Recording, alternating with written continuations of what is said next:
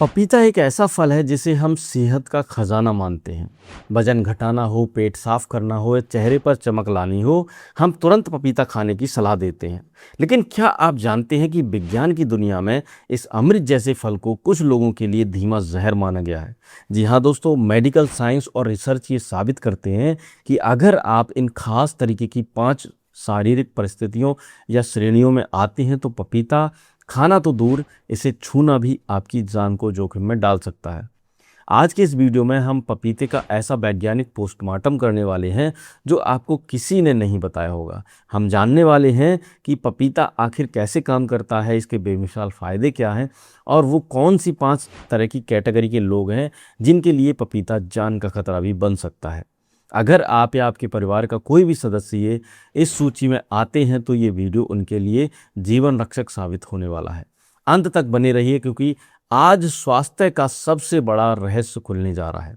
इससे पहले कि हम खतरों की बात करें, ये समझना जरूरी है कि पपीता आखिर इतना लोकप्रिय क्यों है। विज्ञान की परिभाषा में इसे कैरी का पपाया कहा जाता है। आयुर्वेद से लेकर आधुनिक चिकित्सा विज्ञान तक पपीते के औषधि गुणों का लोहा हर कोई मानता है। वैज्ञानिक शोधों से पता चलता है कि पपीते के पत्ते और बीजों का अर्क हमारे शरीर को कार्बन टेट्राक्लोराइड और भारी दबाव से होने वाली लीवर डैमेज से बचाता है।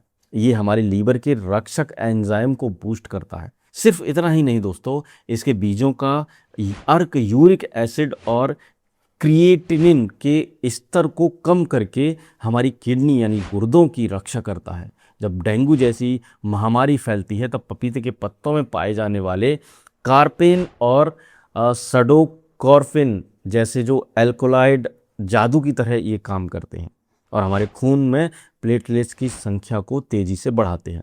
इसमें मौजूद वेंजाइल आइसोथियोसाइनेट कैंसर कोशिकाओं के अनियंत्रित फैलाव को रोकने में सक्षम है और विटामिन सी की प्रचुर मात्रा हमारी त्वचा को निखारती है और फ्री रेडिकल्स के नुकसान से बचाती है। लेकिन ये चमत्कारी गुण कुछ शरीरों के लिए भयानक हथियार कैसे बन जाते हैं, आइए जानते हैं उस सबसे संवेदनशील पहली श्रेणी के बारे में। पहली और सबसे नाजुक श्रेणी है गर्भवती महिलाएं, विशेषकर गर्भावस्था के शुरुआती 3 महीनों में और प्रसव के अंतिम हफ्तों में। वैज्ञानिक कारण समझिए। देखो दोस्तों, कच्चा या हल्के पके पपीते में एक गाढ़ा दूध, सफ़ेद दूध तरल होता है जिसे पपीता लैक्टिक्स कहा जाता है। ये लैक्टिक्स के अंदर पपेन और काइपेन जैसे अत्यंत शक्तिशाली एंजाइम होते हैं।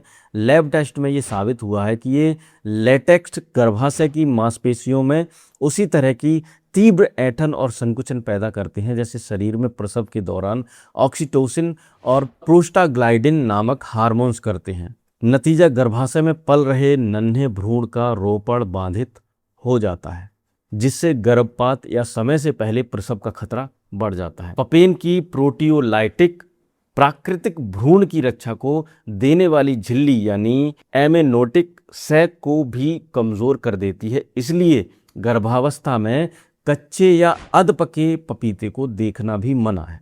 दूसरी श्रेणी है उन लोगों के लिए जिन्हें लैक्टिक्स एलर्जी है, जिन्हें मेडिकल साइंस में लैक्टिस फ्रूट सिंड्रोम कहते हैं। अगर आपको रबर के ग्लव्स, गुब्बारों या प्राकृतिक रबर से खुजली या एलर्जी होती है तो पपीता आपके लिए जानलेवा साबित हो सकता है। क्लास 1 काइटिनेज और पपेन प्राकृतिक रबर लैक्टिक्स के प्रोटीनों से हूबहू मिलते जुलते हैं।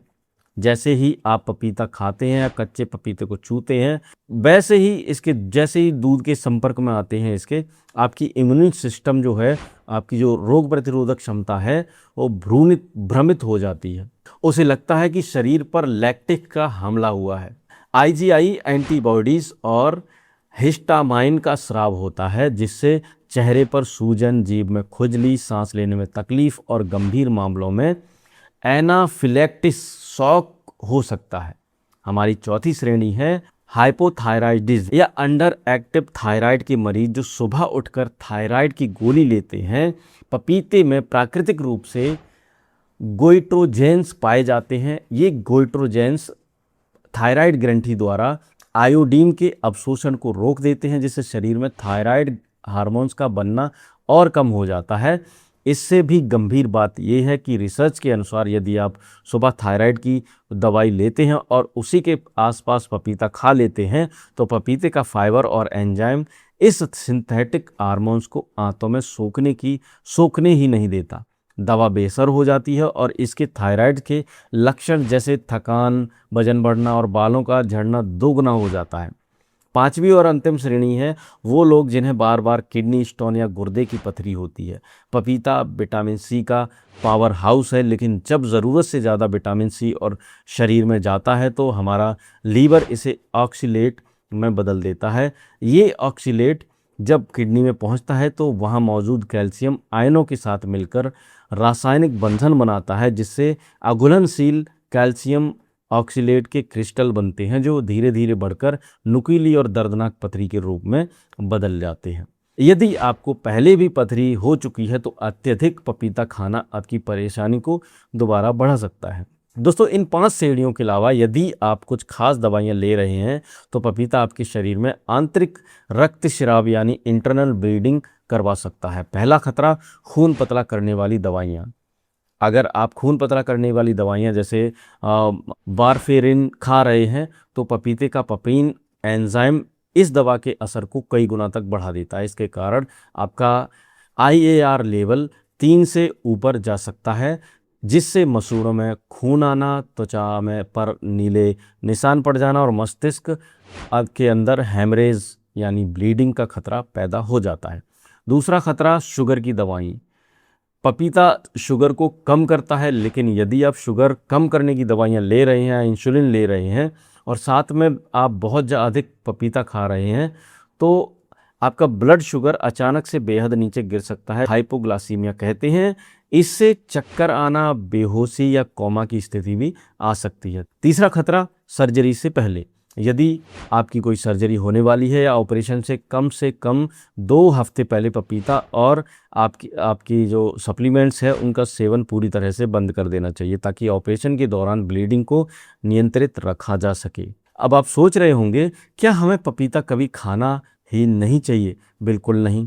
पपीता बेहद सेहतमंद है, बशर्ते आप इसे सही तरीके से और सही मात्रा में खाइए। आइए जानते हैं पपीता खाने का सुरक्षित तरीका। एक पूरी तरह पका हुआ पपीता खाएं। पूरी तरह पके पीले पपीते, जो नारंगी पपीते में लैक्टिक और कच्चे पपेन की मात्रा ना के बराबर हो जाती है, जिससे ये पूरी तरह से सुरक्षित हो जाता है। 2, मात्रा सीमित रखें। एक स्वस्थ व्यक्ति के लिए दिन भर में 100 से 150 ग्राम लगभग एक छोटा कटोरा पका पपीता खाना पर्याप्त है और ये सर्वोत्तम है। दवाइयों से अंतर रखें। यदि आप थायराइड या शुगर की दवाई ले रहे हैं तो दवा लेने के कम से कम 4 घंटे बाद ही पपीता खाएं, ताकि दवाओं के अवशोषण में बाधा न आए। तो दोस्तों, प्रकृति का हर उपहार हमारी सेहत के लिए वरदान है, लेकिन तभी जब हम उसके पीछे के विज्ञान को समझें। पपीता बेहतरीन है, लेकिन यदि आप गर्भवती हैं, लैक्टिक एलर्जी से पीड़ित हैं या दिल थायराइड के मरीज़ हैं या गुर्दे की पथरी से परेशान हैं तो इसे अपनी डाइट में शामिल करने से पहले अपने डॉक्टर से सलाह ज़रूर लें। अगर आपको आज की ये वैज्ञानिक और व्यवहारिक जानकारी मददगार लगी हो तो इस वीडियो को लाइक ज़रूर करें और अपने परिवार के लोगों के साथ शेयर करना ना भूलें, क्योंकि सेहतमंद रहना ही असली धन है।